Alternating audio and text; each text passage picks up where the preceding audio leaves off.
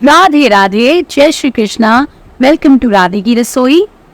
तो कल गुरु पूर्णिमा थी और आज है सावन, यानी कि सावन का आगाज हो चुका है।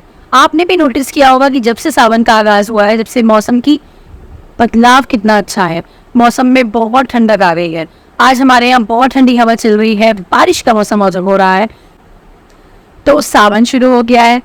और सावन अब की बार आप सभी को पता है कि 1 महीने का नहीं है, 59 दिनों का सावन है। और इस बार सावन में, क्योंकि सावन में बीच में इस बार अधिक मास पड़ रहा है, अधिक मास 18 तारीख से लग रहा है और जो सावन की इस बार सोमवार है वो 8 है। लेकिन रुकिए, मैं आपके डाउट्स क्लियर कर दूं। अगर आप भोलेनाथ के भक्त हैं तो आप सावन के 8 सोमवार का व्रत भी रख सकते हैं। लेकिन अगर कुछ लोग बहुत ही ज्यादा डाउट करते हैं कि सावन के थोड़ी ना है वो व्रत, तो आप शुरू के जो 2 व्रत है सावन के वो रखें, यानी कि जो 10 जुलाई को है और जो 17 जुलाई को है वो सावन के व्रत हैं। इसके बाद जो 21 अगस्त को है और 28 अगस्त को है वो भी सावन के व्रत हैं। तो आप लोग 4 व्रत भी रख सकते हैं। लेकिन अधिक मास में नारायण की पूजा के साथ साथ शिव जी की भी पूजा का उल्लेख है। तो अगर आप शिव जी के बहुत अच्छे भक्त हैं तो आप 8 के 8 व्रत भी रख सकते हैं, उसमें कोई प्रॉब्लम नहीं है। ठीक है जी, ये तो हुआ व्रत की बात कि हमें कितने व्रत रखने हैं। ओके, दूसरी बात है कि हमें सावन के महीने में कौन कौन से नियमों का पालन करना चाहिए। पहला नियम सबसे इम्पोर्टेंट है कि हमें कोई भी नशा नहीं करना है। नशा मतलब कॉफ़ी, क्योंकि कॉफ़ी में कैफीन होता है। ठीक है जी, हमें बियर नहीं पीनी है, हमें शराब नहीं पीनी है, हमें सिगरेट नहीं पीनी है और हमें बीड़ी भी नहीं पीनी है, हमें तंबाकू नहीं खाना है। इन चीज़ों का सेवन सावन में हमें नहीं करना चाहिए। वैसे तो चाय का भी सेवन हमें नहीं करना चाहिए, पर चाय बहुत से लोगों की रोज़मर्रा की ज़िंदगी बन चुकी है, तो हम उसको कुछ नहीं कर सकते हैं। आप अपनी हेल्थ खराब मत कीजिए, आप लोग चाय पी सकते हैं, लेकिन कोशिश करें कि कॉफ़ी आप बिल्कुल भी ना पिए। ठीक है जी। सेकंड जो नियम है वो है हमें मांसाहारी खाना नहीं खाना है। मांसाहारी खाना में क्या क्या आता है? प्याज, लहसुन, मीट और अंडा, चिकन, ये सब चीज़ें मांसाहारी में आती हैं, तो हमें इनका सेवन भी नहीं करना है। तो थर्ड नियम है कि हम लोगों को सावन के महीने में कड़ी का सेवन नहीं करना चाहिए। लेकिन बहुत सारी बातें हैं, जैसे कि मैं आपको बताऊं कि बहुत बोला जाता है कि सावन में कड़ी का सेवन मत कीजिए।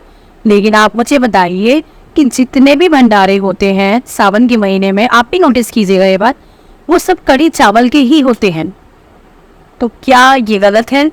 आप लोग मुझे इस बारे में कमेंट करके बताइएगा, क्योंकि इसके बारे में मुझे नहीं मालूम है। बोला जाता है कि कड़ी नहीं खाई जाती है, लेकिन जितने भी सावन के भंडारे होंगे वो सब कड़ी चावल के ही होते हैं। अब आता है चौथा नियम। चौथा नियम है कि हमें शिवलिंग पर जब पूजा करनी है तो केतकी के फूलों का और तुलसी का इस्तेमाल नहीं करना है, क्योंकि केतकी के फूलों का और तुलसी का इस्तेमाल शिव जी की पूजा में बिल्कुल भी नहीं किया जाता है। अब आते हैं 5th चीज पर कि हमें पूजा में क्या क्या चढ़ाना है। पूजा में, शिव जी के पूजा में आप बेलपत्र का प्रयोग कर सकते हैं। बेलपत्र जरूर चढ़ाएं, धतूरा जरूर चढ़ाएं और शहद जरूर चढ़ाएं, दूध जरूर चढ़ाएं, जल जरूर चढ़ाएं। और हो सके तो रोज मंदिर जाकर, यानी कि शिवालय जाकर आप शिव जी की पूजा अर्चना जरूर करें। और दूध तो चढ़ाएं, और दूध भी नहीं आप चढ़ा सकते हैं तो कम से कम जल तो अवश्य शिव जी के ऊपर आप चढ़ाएं। अच्छा, अब बहुत से ज्ञानी हैं हमारे हिंदू धर्म में भी और बाहरों के धर्म में भी, जैसे कर देते हैं, वो बहुत आसानी से कमेंट कर देते हैं कि आप शिव जी पर दूध चढ़ा रहे हैं, आप गरीबों को खाना दे दीजिए, गरीबों को पिला दीजिए दूध। आप जरा ये सोचिए, जब आप अपना पैसा अपने माँ बाप पर खर्च करते हैं, अपने बच्चों पर खर्च करते हैं, अपने हस्बैंड पर खर्च करते हैं, अपनी वाइफ पर खर्च करते हैं, तब क्यों नहीं आपको ये चीज़ सोचती है कि नहीं, हमें इन पर खर्च नहीं करके हमें बाहर बैठे गरीबों पर खर्च करना है। तो शिव जी हमारे आराध्य हैं, वो उन्होंने ही हमें सब कुछ दिया है। आज हम इस दुनिया में हैं, हमारे पास जो कुछ भी है वो सब शिव जी की वजह से है। तो हम क्यों ना चढ़ाएं जी, हम तो चढ़ाएंगे, है ना जी। और रही बात गरीबों को दान करने की, तो गरीबों को भी दान करते हैं हम लोग, लेकिन जो शिव जी की पूजा है वो शिव जी की है, और जो हमारा दान है वो दान पुण्य की जगह है। तो आप बार बार दूध पर कमेंट क्यों कर देते हैं? आप लोगों ने कभी ये सोचा है कि आप बाहर पार्टियां करते हैं, दारू पीते हैं, अगर आप वो पैसे बचाएंगे और गरीबों में दान करेंगे तो उससे कितना कंट्रीब्यूशन होगा? लेकिन आप वो नहीं सोचते हैं। आपको सिर्फ क्या दिखता है कि शिव जी पर दूध नहीं चढ़ना चाहिए। ठीक है जी, तो आप किसी की बात ना माने और शिव जी पर दूध अवश्य चढ़ाए।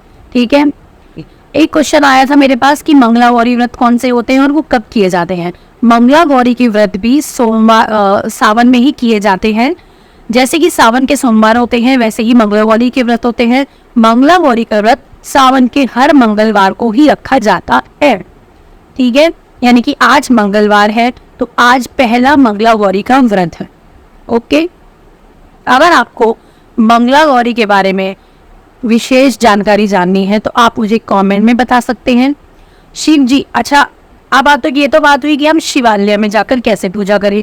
पहले जाएंगे, जल चढ़ाएंगे, दूध चढ़ाएंगे, धतूरा और बेल पत्तर ये सब चढ़ाएंगे, दिया जलाएंगे, शिव जी की स्तुति पढ़ेंगे, शिव जी की आरती करेंगे।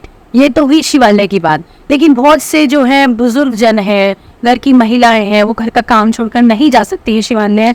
आपके घर में शिव जी की पिंडी भी नहीं है तो क्या करें? ऐसे केसेस में आप लोग घर पर ही शिवलिंग बना सकते हैं। दो तरह के शिवलिंग से आप पूजा कर सकते हैं।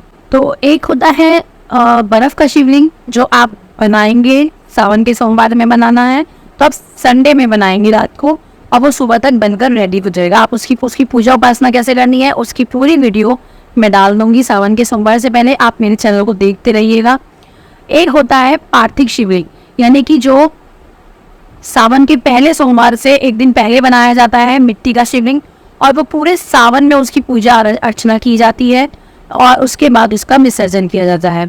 अगर आप लोगों को पूरी डिटेल वीडियो चाहिए दोनों शिवलिंग के बनाने का प्रोसेस एंड उनकी पूजा करने का प्रोसेस, तो आप लोग मुझे कमेंट में बता सकती हैं, और आपकी और कोई क्वेरी हो सावन से लेकर वो भी मुझे बता सकते हैं। तो आपको अगर मेरी वीडियो पसंद आई हो, इन्फॉर्मेटिव लगी हो, तो आप मेरे वीडियो को शेयर जरूर कीजिएगा, मेरे चैनल को सब्सक्राइब कीजिएगा, और राधे राधे, श्री कुंज बिहारी श्री दास।